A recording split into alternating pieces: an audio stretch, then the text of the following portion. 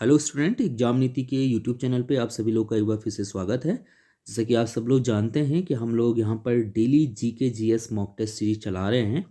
तो आज की इस वीडियो में भी हम टोटल 15 क्वेश्चन करने वाले हैं जो पॉलिटी और ज्योग्राफी और हिस्ट्री से मिले जुले क्वेश्चन हैं। और ये क्वेश्चन एग्जाम में आए हुए क्वेश्चन हैं। जैसे कि आपको पता है, मैं पहले भी बता चुका हूँ कि प्रीवियस ईयर के जो क्वेश्चन हैं वही हम यहाँ पर सॉल्व कर रहे हैं।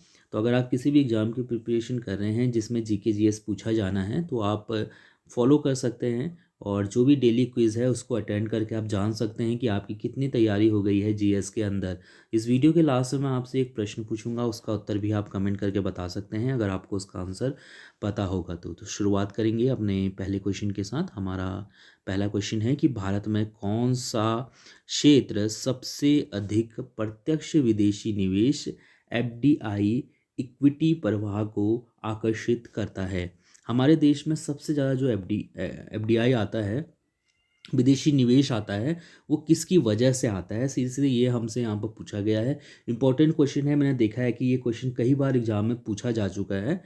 और इसका जो सही आंसर है, चलिए चार ऑप्शन में पढ़ देता हूँ। निर्माण क्षेत्रक, ऊर्जा क्षेत्रक, सेवा क्षेत्रक या ऑटोमोबाइल क्षेत्रक। तो इसका जो सही आंसर है वो है ऑप्शन सी वाला, यानी कि सेवा क्षेत्रक, यानी कि ऑप्शन सी वाला यहाँ पर से सही है।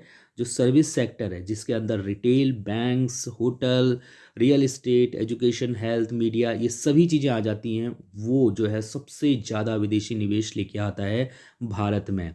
चलिए क्वेश्चन नंबर सेकंड है हमारा, निम्नलिखित देशों में कौन सा एक देश भारत के विदेशी व्यापार में सबसे बड़ा साझेदार है? यूएसए, यूके, फ्रांस या चाइना।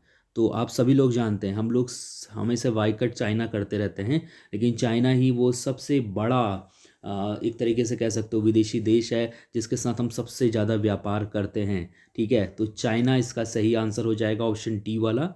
क्वेश्चन नंबर तीसरा है कि राष्ट्रीय कृषि बीमा योजना भारत में किस वर्ष प्रारंभ की गई?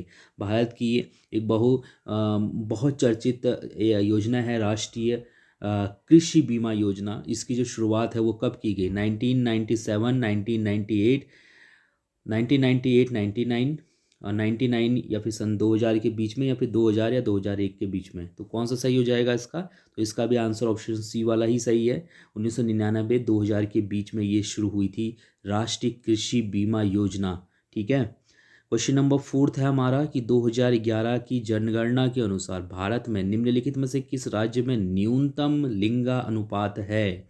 महिला और पुरुषों की संख्या में अधिक, मतलब अंतर जो है वो कहाँ पर है? ठीक है, अधिकतम अंतर, न्यूनतम लिंगानुपात पूछा गया है यहाँ पर। तो इसका जो सही आंसर है, चार ऑप्शन है, पंजाब, हरियाणा, उड़ीसा और राजस्थान। तो इसका सही आंसर ऑप्शन डी वाला है, यानी कि हरियाणा में सबसे ज़्यादा लिंगानुपात, सबसे न्यूनतम जो है लिंगानुपात है। यहाँ पर 1000 पुरुषों पे मात्र 879 महिलाएं हैं। ठीक है, ये आपको याद रखना होगा, अच्छा क्वेश्चन है एग्जाम के लिए। इसके बाद अगला क्वेश्चन है, क्वेश्चन नंबर फिफ्थ, कि भारत में राष्ट्रीय आय की गणना की समस्या में से एक है। भारत में जो राष्ट्रीय आय की जो गणना की जाती है उसमें मुख्यतः एक जो समस्या है वो क्या है? अल्प रोजगार, मुद्रास्फीति, बचतों का निम्न स्तर या गैर मौद्रीकृत उपभोग का। क्या सही हो जाएगा इसका? तो इसका जो सही आंसर है वो है ऑप्शन डी वाला, यानी कि गैर मौद्रीकृत उपभोग जो है ये सबसे बड़ा कारण है जिस जो मतलब राष्ट्रीय आय की गणना आसानी से नहीं करने देता। ठीक है, तो ये आप यहाँ से ध्यान रखना होगा। इसके बाद हम लोग अगला क्वेश्चन देखेंगे। क्वेश्चन नंबर सिक्स है हमारा कि पंचायती राज व्यवस्था राज्य व्यवस्था का निम्न में से किसके अंतर्गत उल्लेख किया गया है? संघ सूची, राज्य सूची, समवर्ती सूची या इनमें से कोई नहीं। तो जो पंचायती राज व्यवस्था है ये किससे ताल्लुक़ रखती है? तो ये राज्य सूची के अंदर इसका उल्लेख किया गया है। जो भी पंचायत से संबंधित जो फैसले हैं वो राज्य ही लेता है। ठीक है। इसके बाद क्वेश्चन नंबर सेवन्थ है हमारा कि निम्नलिखित कार्यों में से कौन सा कार्य स्थानीय स्वशासन से संबंधित नहीं है? जन स्वास्थ्य, स्वच्छता का प्रबंध, जन उपयोगी सेवाएं, लोक व्यवस्था का अनुरक्षण। लोक व्यवस्था का अनुरक्षण, क्या सही हो जाएगा इसमें? तो इसमें सही आंसर ऑप्शन डी वाला ही है, यानी कि लोक व्यवस्था का अनुरक्षण जो है वो स्थानीय स्वशासन से संबंधित नहीं है। बाकी जो इस स्थानीय स्वशासन के अंतर्गत जो आते हैं काम, उसमें जन स्वास्थ्य, जन उपयोगी सेवाएं, स्वच्छता का प्रबंध करना। तो बेसिकली जब इस तरह के क्वेश्चन आते हैं तो इनकी थोड़ा सा लैंग्वेज टफ भी रहती है। मतलब जैसा हम बात करते हैं ना नॉर्मली अपने डे टू डे लाइफ में, तो वैसी इसमें लैंग्वेज नहीं रहती है। तो उस हिसाब से अगर आप देखें, उस लिहाज से अगर आप इन प्रश्नों को हल करना चाहें तो आप कैसे कर सकते हैं कि स्थानीय स्वशासन से संबंधित नहीं है, क्या नहीं है ये पूछा गया। तो सबसे पहले देख लीजिए कि जो स्थानीय स्वशासन है हमारा, चाहे आप किसी की भी नॉर्मल आप अपने दिमाग में बस ऐसे ही ले लो कि यार चलो हो सकता है नगर निगम हो, नगर पालिका हो, या फिर कोई भी इस तरीके का हो जो स्थानीय स्तर पे काम करता हो, तो उस वो कौन कौन से काम करता है। तो अगर आप देखेंगे तो ये सभी काम जो है जन उपयोगी सेवाओं के लिए, जन स्वास्थ्य के लिए, स्वच्छता का प्रबंध करता है, तो ये सभी चीज़ें करता है। लेकिन अगर हम लोक व्यवस्था का अनुरक्षण की बात करें तो वो नहीं करता है। तो इसलिए यहाँ पर डी वाला ही सही हो जाएगा। समझ रहे हैं। क्वेश्चन नंबर 8वां है कि निम्नलिखित अनुच्छेदों में से कौन सा अनुच्छेद पंचायतों में अनुसूचित जातियों और अनुसूचित जनजातियों के सीटों के लिए जो है आरक्षण प्रदान करता है। जो कौन सा अनुच्छेद हमें ये बताता है कि पंचायतों में अनुसूचित जातियों और अनुसूचित जनजातियों के लिए कितनी सीटें रहेंगी। 243D, 243C, 243B या 243A। तो इसका जो सही आंसर है दोस्तों वो फर्स्ट वाला ही है, यानी कि 243D के अंतर्गत जो पंचायत से संबंधित जो अनुसूचित जाति और अनुसूचित जनजाति के जो लोग हैं उनके लिए सीटों का विवरण यहाँ पर दिया गया है। देन क्वेश्चन नंबर 9 है हमारा कि सेवा के अधिकार की अवधारणा कहाँ पर से ली गई है। सेवा के अधिकार की अवधारणा कहाँ से ली गई है, तो ये संयुक्त राज्य अमेरिका में हो जाएगा, स्विट्जरलैंड में हो जाएगा, ग्रेट ब्रिटेन में हो जाएगा या चाइना में हो जाएगा। तो इन जाहिर सी बात है चाइना से तो नहीं हो सकता है, और संयुक्त राज्य अमेरिका, ग्रेट ब्रिटेन या स्विट्जरलैंड, ये 3 ऑप्शन हो जाते हैं जो हमें डाउट क्रिएट करेंगे। तो इसका जो सही आंसर है वो ग्रेट ब्रिटेन ही है। सेवा के अधिकार की जो अवधारणा है वो ग्रेट ब्रिटेन से ही ली गई है। सो ऑप्शन सी वाला यहाँ पर से बिल्कुल सही है। ठीक है, चलिए। देन क्वेश्चन नंबर 10 वाला है हमारा कि सूची 1 और सूची 2 को आपको मिलान करना है। तो बेसिकली एक तरफ उद्गम स्थल दिए गए हैं और दूसरी तरफ नदियाँ दी गई हैं, तो हमें मिलान करना है। अगर आपने नदियों के बारे में पढ़ा है तो आप आसानी से इसको बता देंगे। तो चलिए शुरुआत करते हैं, एक एक करके मिलान करते हैं। सबसे पहले कावेरी का देख लेते हैं। कावेरी नदी कहाँ से निकलती है, तो ये ब्रह्मगिरी की पहाड़ियों से निकलती है। तो ऑप्शन ए वाले का तो फर्स्ट वाला ही हो गया। तो वैसे अगर देखा जाए तो यहाँ पर ऑप्शन यही वाला ही सही हो जाएगा, क्योंकि सिर्फ पहले मतलब ए वाले में पहले यहीं पर दे रखा है फर्स्ट वाला। तो आगे का भी मिला लेते हैं। चलिए, झेलम की अगर हम बात करते हैं तो झेलम जो है वो बेरीनाग झरना से निकलता है। कृष्णा की बात करते हैं तो महाबलेश्वर से निकली हुई है। और सुवर्ण रेखा की अगर हम बात करते हैं तो ये छोटा नागपुर पठार से निकली हुई है। सो ऑप्शन बी वाला यहाँ पर से सही हो जाएगा। ठीक है, चलिए बताइएगा आपने सही किया था या नहीं किया था। चलिए, इसके बाद हम लोग क्वेश्चन नंबर 11 की बात करते हैं। क्वेश्चन नंबर 11 है हमारा कि मानव विकास सूचकांक निम्नलिखित में से किसका संयुक्त सूचकांक है।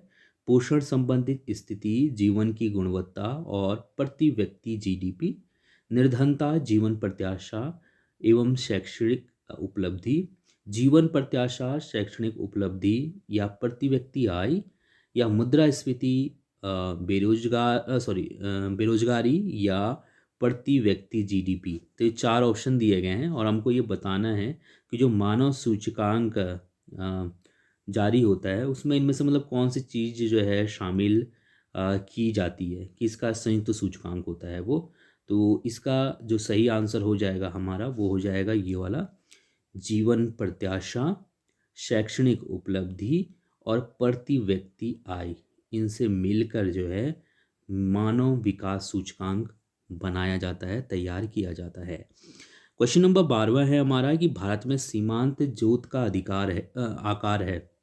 ये क्वेश्चन भी आपने अलग अलग स्टेट के अगर आप प्रीवियस ईयर क्वेश्चन पेपर देखेंगे तो आपको ये क्वेश्चन देखने को मिल जाएगा कि भारत में जो सीमांत जोत का जो सीमा रखी गई है, मतलब जो सीमांत किसान है वो किन्हें माना जाएगा, ये बताना होता है आपको। तो चलिए आज डिस्कस करेंगे इसके बारे में। तो भारत में सीमांत जोत का अधिकार आकार कितना रखा गया है। 5 हेक्टेयर से अधिक, 2 हेक्टेयर से 4 हेक्टेयर के बीच में, 1 हेक्टेयर से 2 हेक्टेयर के बीच में, या 1 हेक्टेयर से कम। तो इसका जो सही आंसर हो जाएगा वो ऑप्शन डी वाला हो जाएगा, यानी कि 1 हेक्टेयर से कम। भारत में सीमांत जोत का आकार 1 हेक्टेयर से कम, 1 हेक्टेयर मतलब आप 2.5 एकड़ को, 2.5 एकड़ से 2.5 एकड़ या 2.5 एकड़ से कम जो जिनकी किसानों के पास मतलब भूमि रहती है तो उनको सीमांत किसान बोला जाता है। ठीक है, क्वेश्चन अच्छा है, घुमा फिरा के पूछा जाता है कई बार, सीमांत किसान किसे बोलते हैं, सीमांत जोत का आकार कितना है, तो ये आप यहाँ से ध्यान रख सकते हैं, 1 हेक्टेयर से कम है और 2.5 एकड़ आप याद रख सकते हो एकड़ में। देन क्वेश्चन नंबर 13 है कि ब्रिक्स संघ किस वर्ष ब्रिक्स में परिवर्तित हुआ। मैंने इससे पहले मैं आपको एक ब्रिक का क्वेश्चन करवाया था, मैंने आपको बताया था कि ये जो ब्रिक्स शब्द है ये किसने दिया था, और भी कई चीज़ें बताई थी। तो हमको ये बताना है, पहले तो इसका नाम ब्रिक था, उसके बाद ये ब्रिक्स हो गया। ठीक है, पहले था BRIC, बाद में ये S भी लग गया लास्ट में और ये ब्रिक्स बन गया। तो ये किस वर्ष बना था, तो ये बना था 2010 में, यानी कि ऑप्शन ए वाला यहाँ पर से बिल्कुल सही है। 2006 में स्थापना हुई थी। तो उस वक्त इसमें जो शामिल थे उसमें ब्राज़ील, रशिया, इंडिया और चाइना शामिल थे, और बाद में साउथ अफ्रीका भी इसमें शामिल हो गया, तो ये ब्रिक्स बन गया। ठीक है, 2010 में। तो ध्यान रखिएगा, अच्छा क्वेश्चन है। क्वेश्चन नंबर 14 है हमारा, वाणिज्यिक सेवाओं के निर्यात में भारत का विश्व में वर्ष 2014 में क्या स्थान था। तो इसका सही आंसर ऑप्शन बी वाला है, 8वां। खैर इस क्वेश्चन को तो अगर आप हटा ही दीजिएगा, क्योंकि वैसे भी ये क्वेश्चन अगर हम करंट के अंदर इसको रख सकते हैं, प्रीवियस ईयर क्वेश्चन कर रहे हैं तो ये करंट के अंदर आ जाएगा। तो इसमें पूछा गया था कि 2014 में भारत का जो है वाणिज्यिक सेवाओं के निर्यात में भारत का विश्व में कौन सा स्थान था, तो 2014 में 8वां स्थान था। ठीक है, चलिए इसके बाद हम लोग बात करेंगे क्वेश्चन नंबर 15वें की, जो ओपेक है, organisation of the petroleum exporting countries. इसके बारे में, ओपेक के बारे में मैंने आपको एक बार विस्तार से बताया था, समझाया था कि क्या है ये ओपेक देशों का समूह। तो यहाँ पर से हमको ये बताना है कि किस चीज़ पे ये बल देता है, विशेष बल देता है। ठीक है, तो पेट्रोलियम का उत्पादन, पेट्रोलियम की कीमतों का नियंत्रण, ए और बी दोनों सही है, उपयुक्त में से कोई नहीं। तो ओपेक जो है बेसिकली ये जो पेट्रोलियम उत्पादक जो देश है ना उनका समूह है। तो पेट्रोलियम का उत्पादन से लेकर उसके जो प्राइस है उसको नियंत्रण करने से लेकर ऊपर नीचे करने तक सब, मतलब ये समूह जो है ये मिल के फैसला करता है। समझ रहे हो, तो ऑप्शन सी वाला यहाँ पर से बिल्कुल सही हो जाएगा। चलिए अब एक क्वेश्चन है, लास्ट क्वेश्चन है, और ये क्वेश्चन आपके लिए है। ये क्वेश्चन मैं आपको करवा चुका हूँ, आपको इससे पहले की वीडियो देखनी है तो इसका आंसर भी आपको पता चल जाएगा आसानी से। भारत में सार्क सम्मेलन सर्वप्रथम किस वर्ष आयोजित किया गया था, ये आपको कमेंट करके बताना है। और मैंने आपको बताया था कल की वीडियो में कि कहाँ पर आयोजित किया गया था, तो ये भी आप कमेंट करके बता सकते हैं। थैंक यू सो मच इस वीडियो को देखने के लिए। अगर आपको इस वीडियो में कहीं पर कोई डाउट लग रहा हो, कोई कन्फ्यूज़न, या आपको लग रहा हो कि ये गलत हो सकता है, तो आप मुझे कमेंट करके बता सकते हैं। हम लोग उस क्वेश्चन को एक बार फिर से डिस्कस कर